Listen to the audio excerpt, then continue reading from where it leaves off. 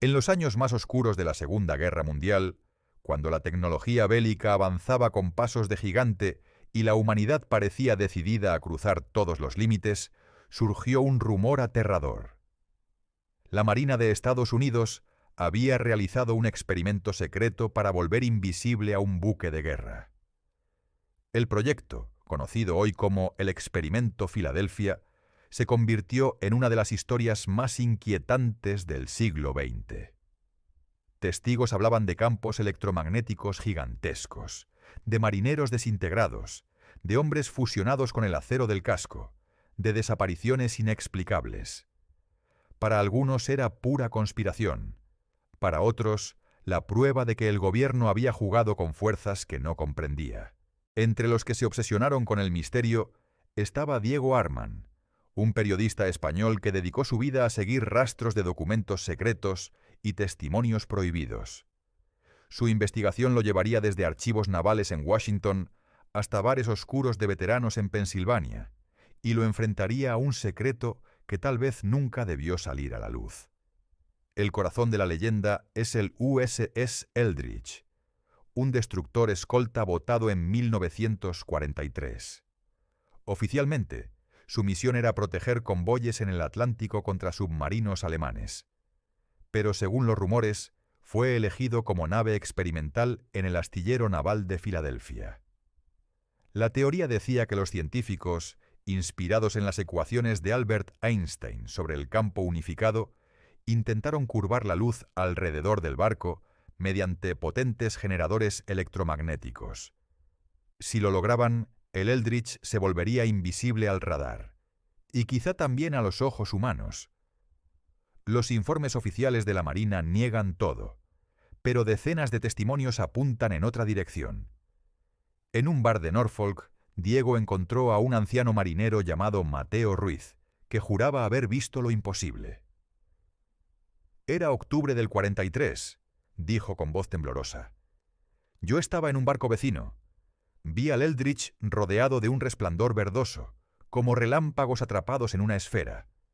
Y luego desapareció. No se hundió, no se movió. Simplemente no estaba más. Diego anotó cada palabra. Mateo continuó. Minutos después apareció de nuevo. Algunos hombres en cubierta gritaban, otros sangraban por la nariz y los oídos, pero lo peor fue ver a dos marineros, pegados al metal del casco, como si sus cuerpos hubieran sido absorbidos por el barco. El silencio se apoderó del bar. Algunos informes sugerían que el Eldridge no solo se volvió invisible, sino que fue teletransportado desde Filadelfia hasta Norfolk, a más de 300 kilómetros de distancia, y luego regresó en cuestión de minutos. Diego investigó archivos desclasificados. Encontró cartas de un científico, Alfred Bielek, que afirmaba haber participado en el proyecto. Según él, el campo electromagnético abierto alrededor del barco era tan intenso que desgarró el espacio-tiempo. «No solo desaparecimos de la vista», escribió Bielek. «Desaparecimos del mundo». En testimonios recogidos en los años 50, algunos supuestos sobrevivientes hablaron de efectos secundarios terribles: mareos, amnesia, desorientación y, en casos extremos, una fusión literal con el acero del barco. Sofía, la colega de Diego, resumió entre lágrimas un informe que habían hallado. Dicen que algunos marineros quedaron atrapados dentro del metal, con medio cuerpo fuera y medio dentro de la pared del buque, como si la materia se hubiera confundido. Diego cerró los ojos. Era demasiado monstruoso para ser inventado. El gobierno estadounidense siempre negó todo. Sin embargo, Diego descubrió que en 1943 varios documentos del astillero naval de Filadelfia fueron clasificados como ultrasecretos. Ninguno ha sido publicado hasta hoy.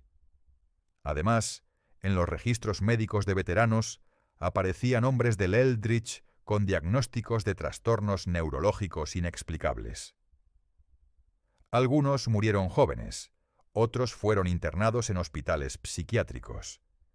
Javier, técnico de sonido, comentó en voz baja: «Si esto es real, jugaron con el tejido del universo, y sus propios hombres fueron el precio. Diego entrevistó a un científico retirado, Rafael Torres, que había trabajado en proyectos de radar durante la guerra. La Marina quería una ventaja absoluta contra los alemanes, explicó. Probaron todo tipo de tecnologías, ondas magnéticas, campos eléctricos, incluso manipulación del espacio-tiempo. Pero se les fue de las manos. El experimento Filadelfia no fue un simple mito, fue un error. Cuando Diego le preguntó por qué la verdad nunca salió a la luz, Torres respondió con amargura. Porque admitirlo sería reconocer que abrimos una puerta que no podemos cerrar. En un documento anónimo, hallado en 1950, un marinero describía el instante del experimento. El aire vibraba, los relojes se detenían. Un zumbido insoportable llenó el barco.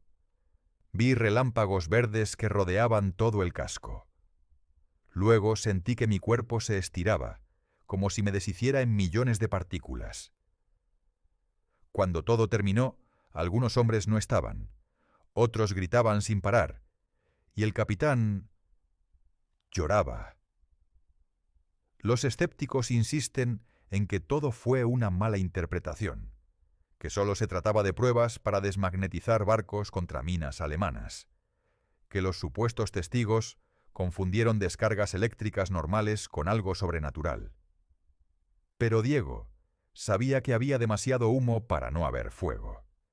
Demasiadas coincidencias, demasiados silencios oficiales. En su cuaderno escribió: tal vez el experimento Filadelfia no buscaba invisibilidad, tal vez buscaba control del tiempo, y lo logró por un instante aterrador. Diego regresó a España con más preguntas que respuestas. En las noches aún escuchaba en sueños el zumbido del campo electromagnético, los gritos de los marineros atrapados en el acero, el resplandor verde. Guardó todos sus documentos en una caja fuerte. En la última página de su diario dejó una advertencia. El experimento Filadelfia no es leyenda, es advertencia. Jugar con el espacio-tiempo no nos hace dioses, nos convierte en monstruos.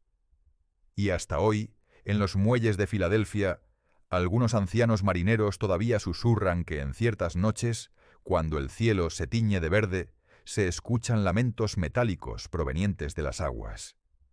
Los hombres que desaparecieron nunca volvieron.